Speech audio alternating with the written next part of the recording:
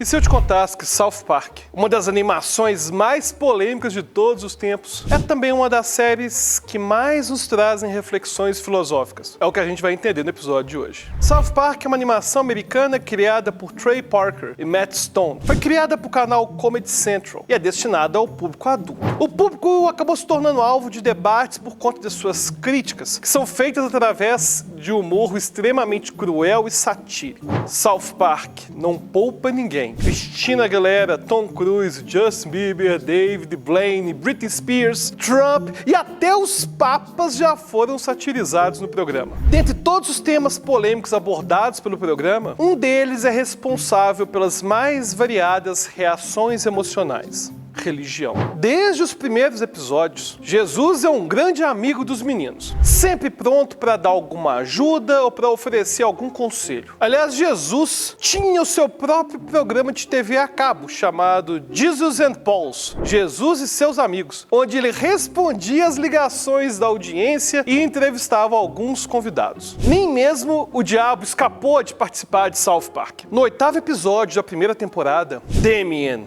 o filho de Satanás, convoca seu pai, o demônio, para lutar contra Jesus na última partida de boxe pay-per-view entre o bem e o mal. As críticas que South Park faz à religião acabaram rendendo em uma série de ameaças de morte para seus criadores. No entanto, pela liberdade de expressão, os episódios eram mantidos. Infelizmente, em 2010, toda essa liberdade foi interrompida. Dia 14 de abril daquele ano, o Comedy Central transmitiu o 200º episódio da série. Com o objetivo de celebrar a marca de 200 episódios, Trey Parker e Matt Stone preencheram o episódio todo, com quase todas as pessoas e celebridades que o programa já satirizou. E é claro que nessa lista de personagens já satirizados, temos figuras religiosas como Moisés, Jesus e Buda. No dia seguinte, esse episódio, número 200, foi criticado pelo grupo terrorista Revolution Muslim, com uma postagem no seu site. A postagem,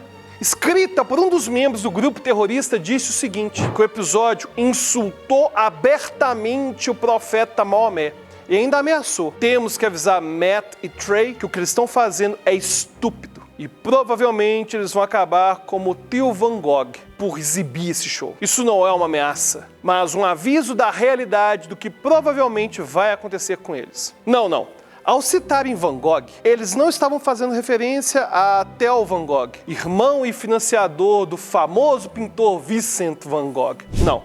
Infelizmente, eles faziam referência a Theo Van Gogh, um cineasta holandês, crítico de religiões, que foi assassinado por um militante islâmico lá em Amsterdã em 2004, depois de ter feito um filme que discutia o abuso das mulheres muçulmanas em algumas sociedades islâmicas. Mas não são apenas grupos terroristas que criticam o programa. Devido à linguagem de baixo calão, devido aos temas polêmicos abordados, o programa já sofreu acusações da chamada família tradicional por corromper a juventude. Em alguma medida, muitas dessas críticas já foram previstas pelos criadores lá nos primeiros episódios. No 6º episódio da primeira temporada, intitulado Morte, a mãe de Kyle lidera um boicote ao programa de desenho animado favorito dos meninos, Terrence e Phillip. O desenho é composto basicamente por flatulências e xingamentos. Enquanto os pais estão revoltados com essa questão moral, os meninos lutam com um dilema ético. O avô de Stan, em seu aniversário de 102 anos, declara que deseja morrer. Esse episódio reúne muitas das questões centrais que tornaram o South Park um sucesso: a vulgaridade,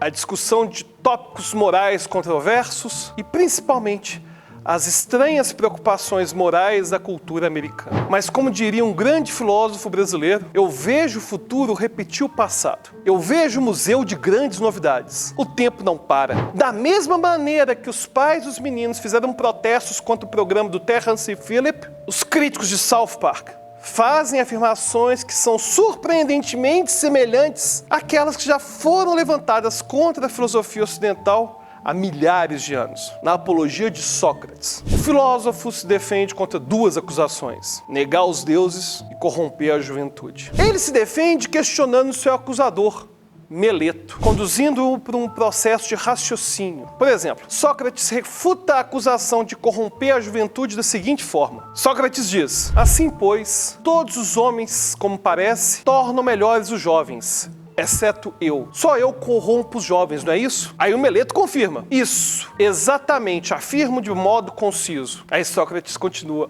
Que grande desgraça descobriste em mim. Responde-me, será assim também para os cavalos? Que aqueles que os tornam melhores são todos os homens, e que somente um os corrompe? Ou será que é o contrário? Que um só é capaz de os tornar melhores, e bem poucos aqueles que entendem de cavalos. E os mais, quando querem manejá-los e usá-los, os estragam. Não é assim, Meleto? Não é assim para os cavalos como para todos os animais? Sim, certamente. Ainda que tu e Anito o neguem ou afirmem. Pois seria uma grande fortuna para os jovens que um só corrompesse e os outros lhe fossem todos úteis. Por meio dessa analogia com o treinamento de cavalos, Sócrates mostra o quão ilógicas são as acusações contra eles. Assim como a maioria das pessoas machucaria cavalos ao treiná-los e apenas alguns bons treinadores os tornariam melhores, também é provável que apenas alguns professores melhorem a virtude dos jovens, enquanto muitos outros os corrompem. O desenho South Park é criticado por corromper os jovens, por zombar da religião, mas da mesma forma que a mãe de Kyle ignora completamente os verdadeiros problemas sociais de South Park e decide culpar um programa de TV, a nossa sociedade faz a mesma coisa. No início, o responsável por corromper os jovens eram os filmes violentos. Hoje os culpados são outros, são os videogames, ou até mesmo expressões artísticas como funk. Na verdade, como já dizia Freud, a sociedade é neurótica por natureza. No momento em que o ser humano decidiu abdicar de seus instintos para poder viver em comunidade, a neurose passa a ser institucionalizada na sociedade. Sócrates queria ensinar para uma sociedade doentia. Ele queria ensinar o que envolve a virtude. Nas palavras de Sócrates, por toda parte eu vou persuadindo a todos, jovens, velhos, a não se preocuparem exclusivamente e nem tão ardentemente com o corpo e com as riquezas, como devem se preocupar com a alma, para que ela seja quanto possível melhor. E eu vou dizendo que a virtude não nasce da riqueza, mas da virtude vem aos homens, as riquezas e todos os outros bens, tanto públicos quanto privados. Se falando assim eu corrompo os jovens, tais raciocínios são prejudiciais.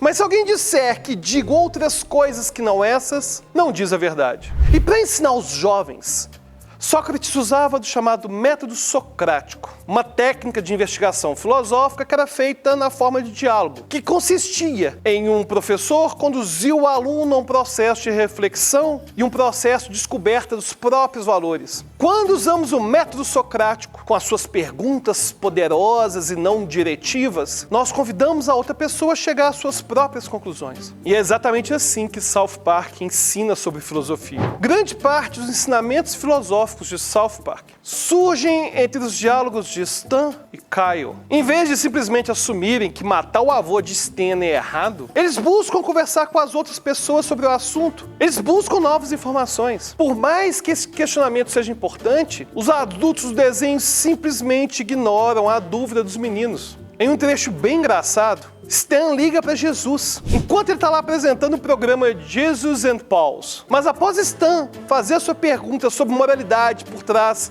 do suicídio assistido, Jesus simplesmente responde: Meu filho. Sim.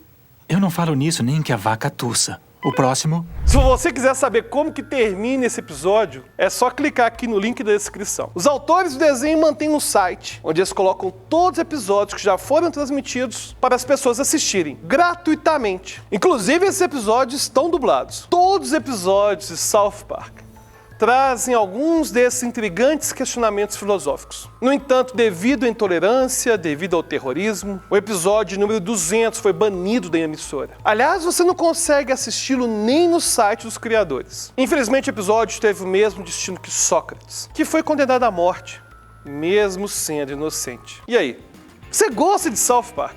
Tá gostando de estudar filosofia aqui no canal? Gostaria de surgir algum filme, alguma série para ser retratado nos próximos episódios? Deixa aí nos comentários e até o próximo episódio.